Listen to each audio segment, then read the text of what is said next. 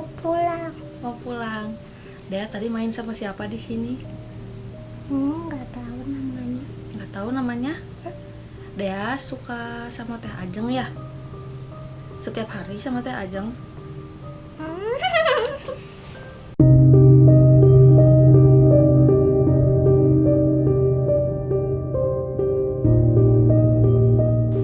Nah, biasanya kalau misalnya jin yang memang, ini menurut sebagian orang ya, tapi dibalikan lagi sama sahabat yang bercerita, bebas mau percaya atau enggak, karena mungkin yang mengalami ya hanya bisa dirasakan oleh mereka yang mengalami ya, betul.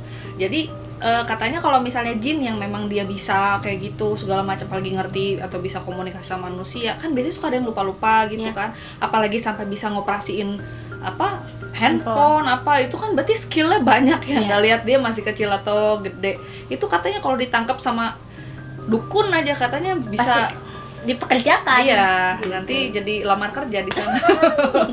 Betul nggak? Percaya seperti itu? Iya, pasti karena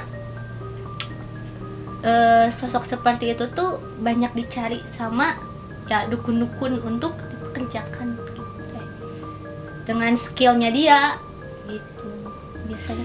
Buka lowongan kerja juga ya buat dunia gaib ternyata.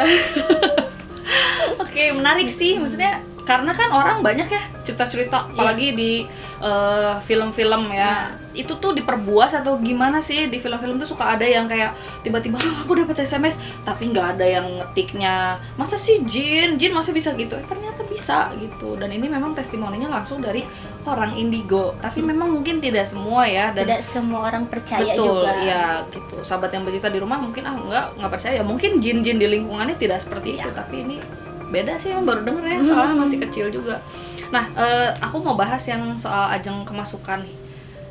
Berarti sekarang masih bisa kemasukan atau enggak? Masih. Tapi bisa ngontrol nggak? Untuk sekarang bisa ngontrol, sekarang udah bisa ngendaliin mana yang boleh dimasukin, mana yang jangan gitu. Oh, udah bisa gitu. Ya. Jadi bisa keluarin sendiri. Ya. Oh, nanti praktek dong. Kalau mau. Kira-kira mau ngundang siapa nih? Cing, Coba ngundang. Aduh, udah kayak talk show dunia gaib. Coba ajak Dea deh ya. Sekarang? Oh, sekarang? Oke. Dea.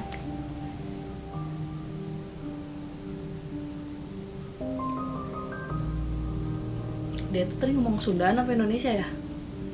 Sunda. Sunda.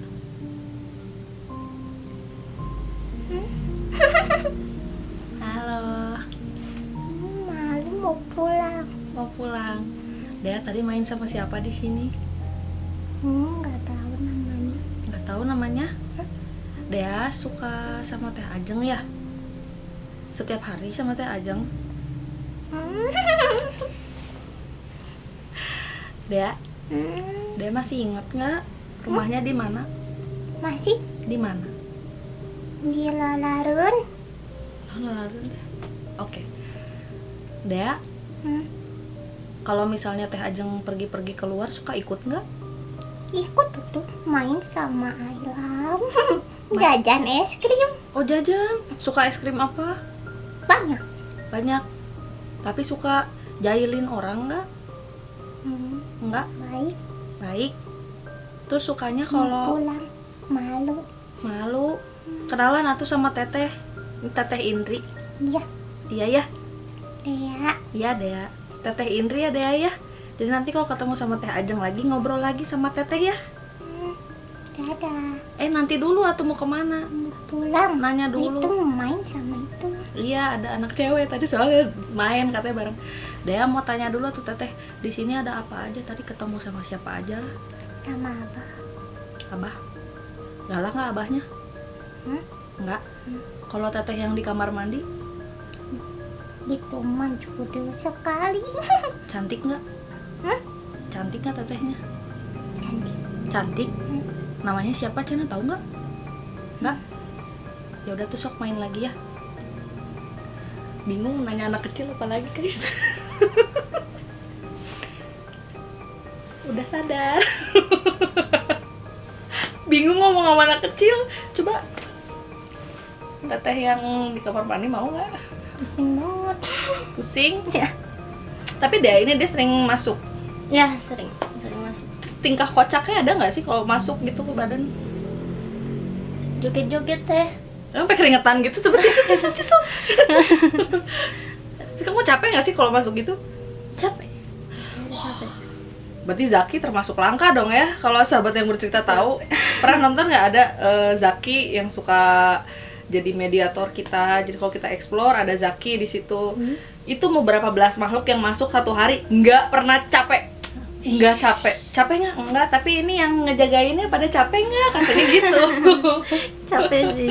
Capek ya, sampai keringetan gitu. Keren banget. Panas loh guys. Nah, buat Ajeng, kalau misalnya ada sosok yang masuk, itu rasanya gimana before and after? Sebelumnya kalau tanda-tanda yang ada yang mau masuk nih teh, kadang panas, kadang dingin. Di mana? Di belakang. Punggung. Di punggung tuh dingin. Terus kalau setelah masuk, rasanya capek. Capek, oke, lemes. Iya, lemes. Kayak kurang gula. Ya, seperti itu. Tapi pusing nggak bikin kamu harus istirahat dulu atau gimana? Enggak sih. Tapi balik lagi ke sosok yang masuknya. Apa kalau sosoknya arogan gitu, ya pasti butuh istirahat dulu. Capek banget.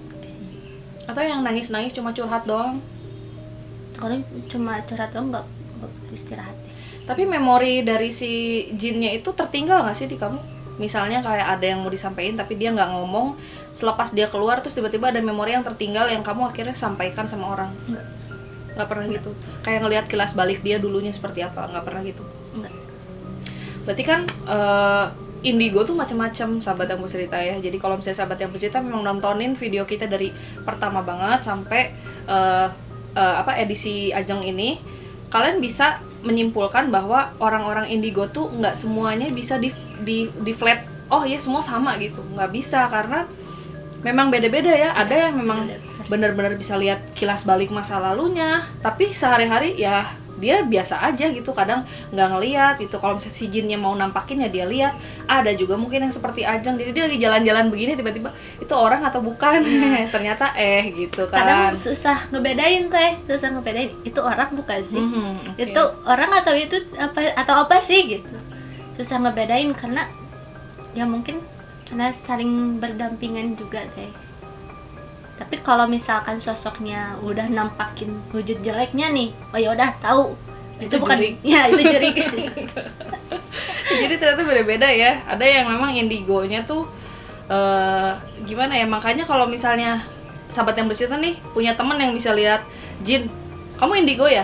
Belum tentu orang yang bisa lihat jin dia tuh termasuk ke dalam golongan yang indigo juga gitu ya. Katakanlah dia sensitif karena kalau memang si jinnya juga nggak mau ngewujud atau nampakin ke dia, ya nggak akan bisa lihat juga gitu. Dan emang yang kayak Ajeng gini melangkah ya, maksudnya jarang yang benar-benar kayak manusia gitu. Kalau misalnya kita mungkin sahabat yang bercerita, tim sahabat yang bercerita tuh punya teman-teman beberapa yang memang kurang lebih mirip sama Ajeng. Sampai dikiranya tuh pernah ada sosok cowok gitu, dia kira gembel, ternyata bukan gitu, emang ternyata jin gitu kan, dikiranya manusia. Emang ada beberapa yang seperti itu. Nah sekarang balik lagi sama tadi kemasukan. Itu kan tadi kamu ngejelasin perasaan before ya, afternya juga kamu capek dan lain-lain. Nah aku cuma pengen tanya, proses perjalanan dari kamu pertama kali banget bisa mengkontrol sampai sekarang tuh gimana gitu. Kamu sampai dulu kan blues-blues aja setiap hari, sampai kamu dikatain aneh sama orang, terus tiba-tiba bisa kamu kontrol gini gimana? Ajeng sempat datang ke ahli ruqyah. Ajeng sempat di ruqyah sampai 3 kali, dikasih amalan, dikasih bacaan penangkal untuk diri Ajeng agar bisa nahan gitu teh. Tapi di saat proses ruqyah Ajeng nggak ada reaksi apa-apa. Jadi diam aja gitu? Diam aja, nggak kayak misalkan nangis atau teriak-teriak atau gimana. Enggak, biasa aja. Nah setelah itu si ahli ruqyahnya bilang, ini mah ada bawaan dari lahir, udah anugerah dari Allah, gak akan bisa ditutup. Tadinya kan niat Ajeng datang ke tempat ruqyah tuh pengen ditutup aja, pengen jadi kayak orang normal seperti biasanya gitu teh. Karena menurut kamu mungkin ini nggak normal? Iya, aneh, karena kan banyak dibilang orang aneh. Setelah dari situ Ajeng tuh masih kekeh pengen nutup mata batin Ajeng teh, karena mama juga mungkin kasihan, mama bapak kasihan ke Ajeng. Dibawa tuh Ajeng ke Banten, di sana psikiater. Sampai sama di ngajiin juga, diobatin juga kayak gitu. Terus yang di Banten bilangnya ini mah ada bawaan dari lahir, tetap bilangnya kayak gitu. Nah itu maksudnya psikiater tapi dia bisa juga. Bisa juga di posisinya Banten. di Banten. Iya, di Oke. Banten. Nah, sampai dia bilang kalau Ajeng bisa ditutup, tapi Ajeng bakal jadi gila, dan yang ngobatinnya pun bakal jadi gila katanya. Sampai sekarang Ajeng nggak tahu kenapa, alasannya kenapa, itu masih jadi pertanyaan sih. Tapi memang beberapa rekan-rekan kita juga pernah bilang sih kalau memang kita terlahir dengan sensitif atau mungkin punya bakat khusus indigo dan lain-lain, memang itu ya udah harusnya kayak gitu. Ya, jadi kalau misalnya ditutup ya mungkin ada yang berhasil atau enggak. Tapi biasanya kebanyakan ini menurut teman-teman kita, nggak tahu mungkin sahabat yang bercerita punya pendapat yang berbeda ya, sama gitu, balik lagi. Nah biasanya susah katanya karena balik lagi karena kalau udah bakat, bahkan semakin kuat dorongan dari dalam diri kita untuk menghilangkan, semakin kuat justru biasanya akan seperti itu. Gak bisa katanya gitu teh. Ya dari situ ya udahlah, Ajeng mulai bisa menerima keadaan gitu. Tapi bukan dengan bukan dengan Ajeng yang dulu gitu teh, yang ceria gitu, yang bisa biasanya heureuy wae cenah teh, cengos kalau Bercanda ya, terus. cengos kalau kata Aktif banget, Bun. iya. Si kecil mulai aktif ya, Bun. Nah, setelah proses ruqyah sama ya ke psikiater itu, Ajeng tuh jadi pribadi yang pendiam, nggak suka keramaian, lebih suka di kamar, nggak suka berbaur. Karena menurut Ajeng pada saat itu tempat paling nyaman tuh ya kamar. Kalau Ajeng keluar rumah, Ajeng lihat takutnya belum bisa nahan gitu, takutnya. Tapi sedikit-sedikit dengan ya memperbaiki salat gitu ya, alhamdulillah bisa nahan, bisa mengendalikan diri Ajeng gitu. Tapi ada meditasi khusus nggak? Maksudnya itu kan susah ya prosesnya, kan begitu kamu masukin dan begitu ngeluarin kan kamu harus bisa ngelihat dulu ini makhluknya yang mana nih yang mau aku masukin. Terus kalau misalnya aku mau keluarin, otomatis aku harus melakukan apa? Do something-nya tuh apa? Apakah kamu negor dia keluar loh gitu, atau kamu kayak macam narik gitu keluar atau gimana? Kadang dengan udah ya Ajeng capek gitu, dengan kelemah lembutan gitu teh, tiba-tiba ya kalau yang baik nih keluar, kalau yang gak mau ya paksa keluar aja. Ayo keluar ya, keluar. Ajeng capek, harus, kalau kata Sunda mah kudu karunya kakurungan anak gitu. Kalau yang baik nggak mau, makanya sebelum masuk ke Ajeng tuh memilih dulu mana yang boleh dimasukin, mana yang jangan. Tapi kalau ada yang mau ngebobol maksa gitu masuk, Nah itu mah di luar kendali. Itu mah di luar kendali. tapi sesekali mungkin seperti itu. Iya. Ya?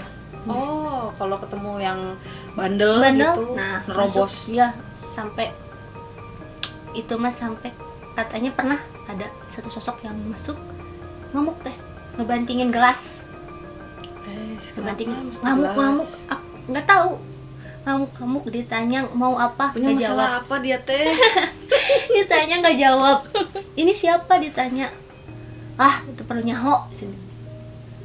Dan akhirnya buat keluarinnya mungkin dia capek sendiri, nggak tahu gimana ya, keluar sendiri lah tuh, gitu sih. Terus ya dari situ masih dengan pribadi Ajeng yang gak suka keramaian, suka menyendiri. Bahkan teh setelah ruqyah itu Ajeng malas sekolah. Oh, Malas sekolah. kenapa? Karena takut dibully sama teman-teman, takut dibully. Biarpun sekolah, maksudnya kalau masuk sekolah nih gak berbaur sama teman-teman, lebih suka diem di pojokan sendiri, dengerin musik udah. Tapi apa nggak malah lebih horor? Itu udah mas sering kesurupan, dia di pojok terus. Ada nggak Nah, pikiran iya, seperti itu? ada, tapi ya udahlah, daripada aktif aja lebih nyaman dengan pribadi aja yang kayak gini. Oke. Gitu. Di situ teman-teman mungkin yang nggak percaya yang nganggapnya makin aneh gitu ya.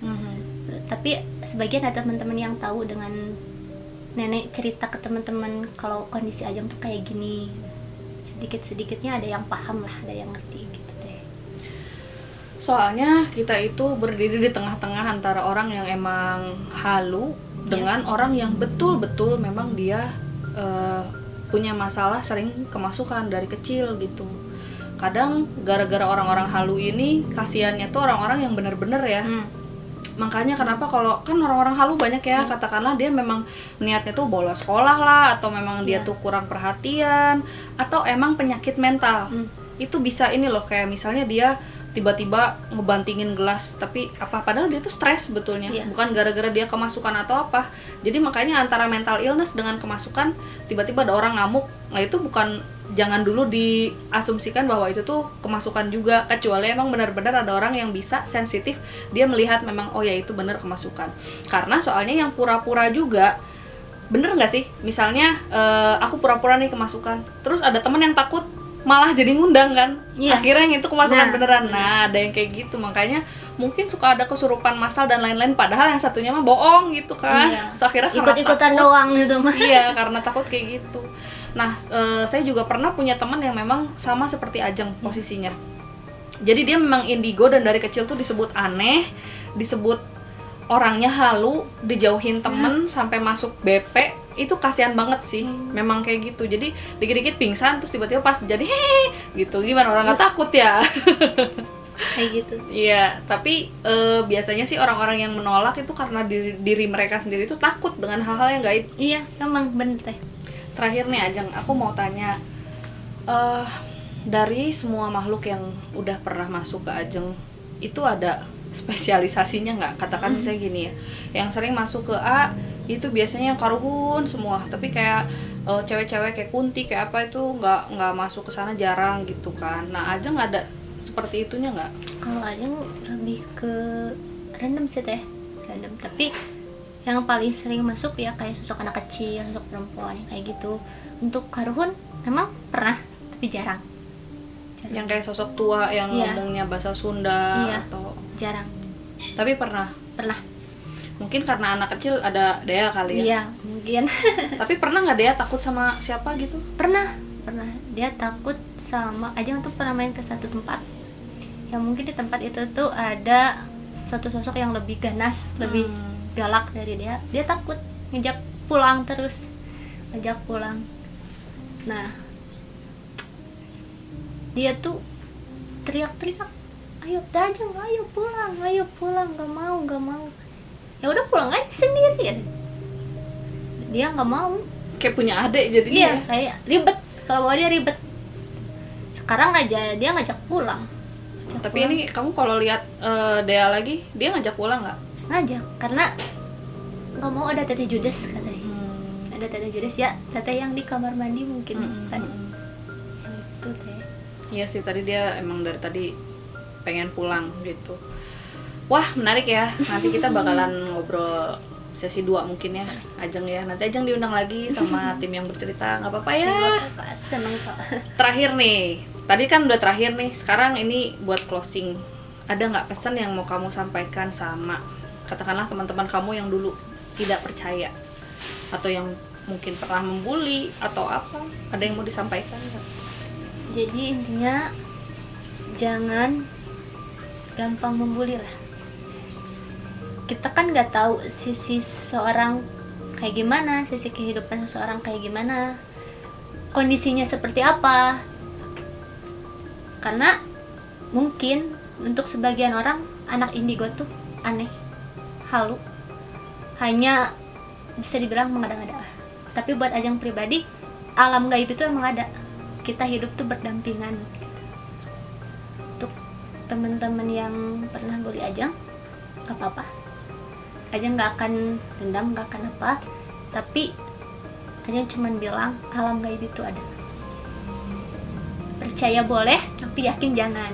Karena kalau yakin mesti ya teh. Nah, ini penting banget untuk sahabat yang bercerita di rumah, terutama kalian yang masih duduk di bangku sekolah ya. Karena mau kita SD, SMP, SMA, kenangan itu akan membekas. Ya. Kenangan zaman sekolah itu akan membekas. Jadi budaya membuli itu memang seharusnya sudah dihilangkan dari dulu, karena kita juga udah bukan lagi di zaman penjajahan ya, gitu. Ini zamannya udah zaman milenial juga. Jadi sebaiknya ya kita ilangin ya budaya membuli gitu kan. Oke lah, katakanlah ngomongin di belakang ya, asal jangan itu mah urusan masing-masing ya. Kita tahu ya. Ya oke lah, itu mah ngomongin di belakang terserah. Bodo amat. Ya bodo amat. Asal nggak kita tahu, karena kalau misalnya kita tahu juga malah jadi hubungannya jadi kurang baik kan sama teman juga. Kalau kena mental nanti gimana? Iya bener, karena banyak ya, apalagi di luar negeri sana itu dramanya suka kita tontonin ya. Di negara itu banyak banget yang bunuh diri gara-gara dibully. Makanya hati-hati banget. Dan tapi benar, buat kalian yang memang percaya alam gaib itu ada gitu. Oke, sekarang buat sahabat yang bercerita, ada pesan nggak yang mau kamu sampaikan? Yang lebih general mungkin, nggak spesifik gitu. Nggak ada. Atau misalnya mau ngomong apa gitu, nyampein sesuatu apa berdasarkan pengalaman Ajeng? Cuman mau bilang ya makasih sama tim yang bercerita udah ngasih Ajeng kesempatan untuk berbagi. Makasih pengalaman. Makasih. Dia nge-DM loh, nge-DM mau cerita, katanya terima kasih banyak. Terima kasih udah nganter ya.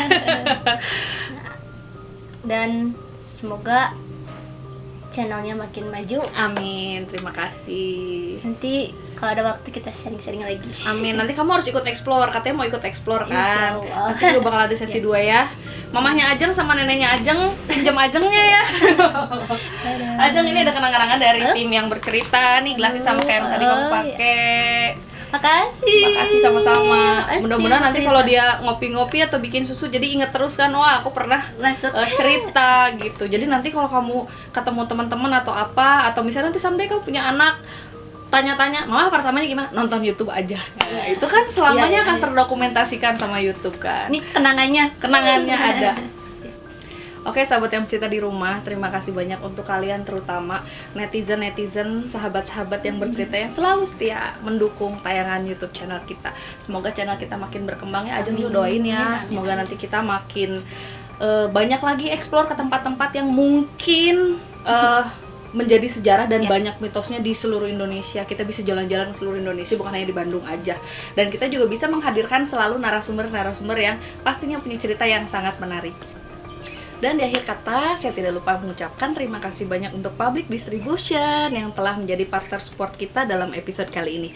Untuk sahabat yang bercerita, jangan lupa kalian di subscribe, dinyalakan loncengnya, dan kalian komen di bawah ini. Buat yang mau jadi narasumber juga kalian bisa langsung nge-DM aja ke Instagram yang _bercerita. Oke, saya undur diri, saya Indra Deva. Saya Ajeng yang bercerita. Bye. Ya, gimana pengalaman sesudah beres syuting? Deg-degan, tapi sedikitnya nggak bisa berbagi sama teman-teman yang sahabat yang bercerita. Nah, ini siapa ini? Ya, saya Ini apa ini, tugasnya ngapain? tugasnya saya antar jemput aja. Jagain aku. Oh, ini jagain ini. Terus dari sini kalian mau kemana? Pulang Pulangnya kemana ini? ke Majalaya. Pakai apa? Kereta. Pakai kereta. Ini yang bawa kereta atau gimana ini? Ini masinisnya. Ini masinisnya. Saya di depan aja. Depan sama masinis kenekan guys. Kenek kereta api ya. Ada sakit. Panon di leungit,